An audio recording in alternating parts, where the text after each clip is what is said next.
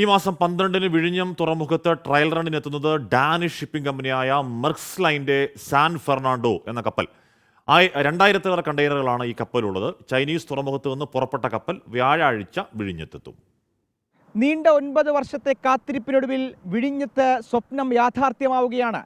San Fernando എന്ന പടുകൂറ്റൻ mothership എനിക്ക് പിന്നിൽ കാണുന്ന ക്രെയിനുകൾക്ക് താഴെ നങ്കൂരമിടും. കപ്പലിനെ സ്വീകരിക്കാൻ സർക്കാരും തുറമുഖവും സുസജ്ജം. കപ്പലെത്താൻ ഇനി ബാക്കിയുള്ളത് വെറും 5 നാൾ.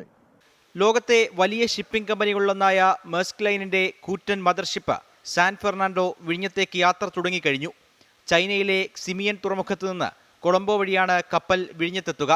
ചരക്ക് നിറച്ച 2000-ലധികം കണ്ടെയ്നറുകളാണ് കപ്പലിലുള്ളത്. വ്യാഴാഴ്ച വിഴിഞ്ഞം തുറമുഖത്തെടുക്കും.